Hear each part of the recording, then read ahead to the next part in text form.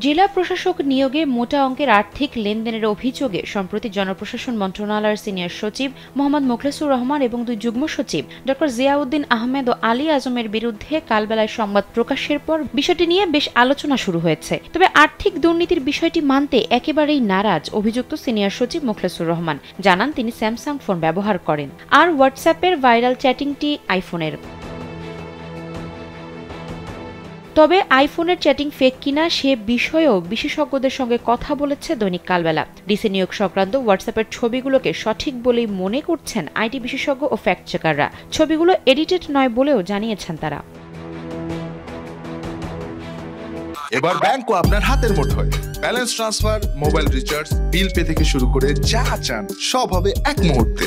NRBC planet. বিভিন্ন মহলে ছড়িয়ে পড়া মোবাইলের হোয়াটসঅ্যাপের আলাপচারিতার ছবিগুলো দেশীয় ও আন্তর্জাতিক বিভিন্ন মাধ্যমে যাচাই বাছাই করে কালবেলা। কৃত্রিম ছবি, ভিডিও শনাক্তকারী যুক্তরাষ্ট্রভিত্তিক প্রতিষ্ঠান হাইভ মডারেশনের মাধ্যমে যাচাই করা হলে তারাও ছবিগুলোকে সঠিক বলে জানিয়েছে। এদিকে ছবিগুলোর বিষয়ে বেসরকারি টেলিভিশন যমুনা টিভিকে দেওয়া সাক্ষাৎকারে বিশিষ্ট আইটি বিশেষজ্ঞ তানভীর হাসান জোহা জানিয়েছেন, ফোনের ভেতরে চার্জার লাগানো আছে এবং ব্যাটারিটি চার্জ হচ্ছে। এই বিষয়গুলো আপাত দৃষ্টিতে এডিটেড না বলেই ধারণা করছেন তিনি। তারপরেও এসব ছবির ম্যাটার বিশ্লেষণ করার ব্যাপার আছে বলেও জানিয়েছেন জোহা।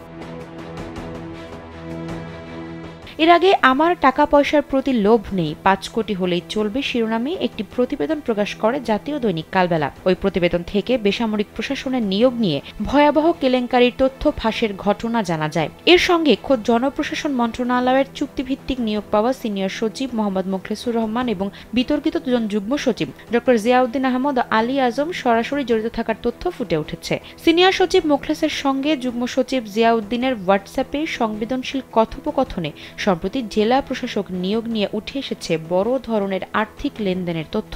এই কথোপকথনের অতি সংবেদনশীল কিছু অংশের স্ক্রিনশট কালবেলার হাতে আসে। ফাঁস হওয়া মোবাইল স্ক্রিনশটে নানাভাবে পর্যালোচনা ও অনুসন্ধান করে কালবেলা। হোয়াটসঅ্যাপের খুদে বার্তার আলাপচারিতায় দেখা যায়, মোখলেসুর রহমানের যোগদানের পরেই তাকে অভিনন্দন জানান ডক্টর জিয়া। এরপর থেকে তাদের মধ্যে নিয়মিত চ্যাটিং হয়েছে। আলাপচারিতায় সিনিয়র সচিব যুগ্ম সচিব জিয়াকে হোয়াটসঅ্যাপে কথা না বলে সরাসরি কথা বলতে বলেন। আলাপচারিতার একটি খুদে বার্তায় ডিসি নিয়োগ নিয়ে সবকিছু গুছিয়ে আনা হয়েছে এবং এখন কেউ কিছু করতে পারবে না বলে সচিবকে আশ্বস্ত করেন ডক্টর জিয়া। একটি মেসেজে সচিব নিজেকে নির্লোভ দাবি করে মাত্র 5 কোটির একটি আবদার করেন। জিয়া তাকে সুখবর দিয়ে 10 কোটি রাখার কথা জানান। আফসারা নাজ, কালবেলা।